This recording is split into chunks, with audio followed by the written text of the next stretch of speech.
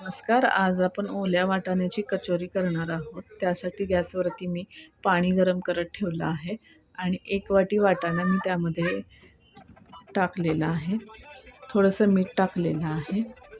ते मिक्स करून घेतलं आणि त्यामध्ये थोडंसं चिमूटभर साखर टाकलेली आहे. साखर यासाठी टाकली आहे की वाटाण्याचा कलर हा हिरवा राहावा. वाटाणा आपल्याला मऊ असा शिजवून घ्यायचा आहे. बघतच असाल अशा प्रकारे वाटाणा मी मऊ असा शिजवून घेतलेला आहे. आता तो आपण एका चाळणीमध्ये काढून घेऊयात. त्यातील आपल्याला पाणी पूर्ण काढून निथळून द्यायचं आहे.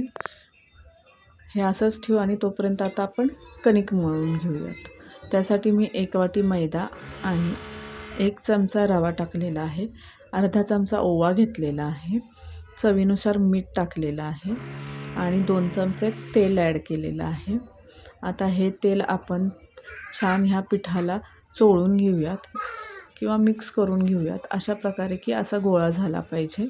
आता थोडं थोडं पाणी टाकून त्याचा छान असा गोळा मळून घेऊया. मऊ असा गोळा मळायचा आहे, कठीण नाही मळायचा आहे. चपातीला मळतो तसं मऊ मळून घ्यायचं आहे आणि ते अर्ध्या तासासाठी आपल्याला आता भिजवायचं आहे. हे पीठ आपण झाकून ठेवूया आणि तोपर्यंत आता वाटाणा बारीक करून घेऊया. त्यासाठी मिक्सरच्या भांड्यामध्ये मी वाटाणा घेतलेला आहे. त्यामध्ये 5 ते 6 पाकळ्या लसणाच्या, थोडंसं आलं, कोथिंबीर आणि जिरे, मिरची हे सर्व साहित्य आपण मिक्सरमध्ये चालू बंद असं करून बारीक करून घ्यायचं आहे. जास्त बारीक नाही करायचं आहे. अशा प्रकारे बारीक करायचं आहे. थोडंसं जाडसरच ठेवायचं आहे. अशा प्रकारे आपण शिजवलेल्या वाटाण्याचं वाटण करून घेतलेलं आहे जाडसर. आता आपण फोडणी देऊया. त्यासाठी तेलामध्ये मोहरी, जिरे, थोडीशी वाटलेली मिरची टाकलेली आहे मी. मला थोडं तिखट हवं होतं म्हणून. हळद, मिरची पूड, जिरे पूड आणि हिंग टाकून परतून घेऊयात आणि त्यामध्ये थोडासा गरम मसाला टाकूयात. गरम मसालाही छान परतून घेऊ आणि त्यामध्ये आपण वाटाण्याचं वाटण केलेलं ते आपण घालूया आणि मिक्स करूया. थोडंसं मीठ ॲड करूया. थोडंसंच मीठ ॲड करा कारण की आपण शिजवताना मीठ टाकलेलं आहे. आता ते आपण छान परतून घेऊया आणि त्यामध्ये थोडीशी कोथिंबीर टाकूया. हे मिश्रण छान असं परतायचं आहे जोपर्यंत की त्याच्यामधलं पाणी पूर्णपणे आटत नाही तोपर्यंत. अशा प्रकारे हे परतलं गेलं पाहिजे. आता हे आपण थंड करूया आणि नंतर त्याचे लगेच गोळे तयार करून घेऊयात. गोळे छोटे मोठे तुम्हाला जशी कचोरी मोठी छोटी करायची असेल त्याप्रमाणे करून घ्या. आणि आता तोपर्यंत आपली कणिक ही छान भिजली असेल. आता ती आपण कणिक एकजीव अशी एकसारखी कणिक मळून घेऊया आणि त्याचे आपण गोळे करूया.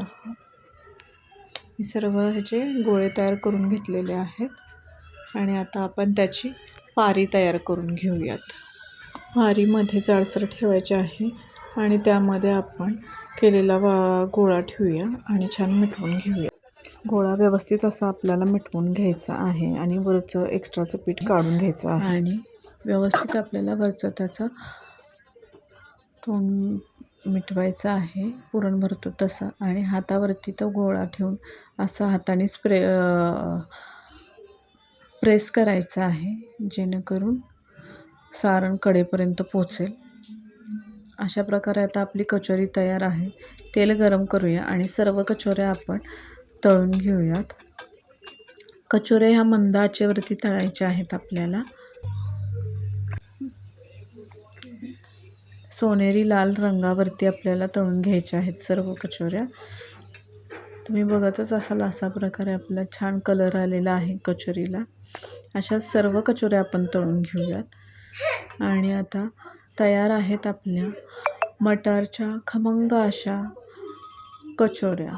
हिरवा वाटाण्याच्या ह्या कचोऱ्या खायला खूपच छान लागतात आणि नाश्त्यासाठी हा एक उत्तम पर्याय आहे. आणि तुम्ही एकदा ही रेसिपी ट्राय करून बघा. खूप छान मस्त लागतात ह्या कचोऱ्या. आणि ही रेसिपी तुम्हाला आवडली असल्यास तुम्ही सबस्क्राईब करा, लाईक करा, शेअर करा. धन्यवाद.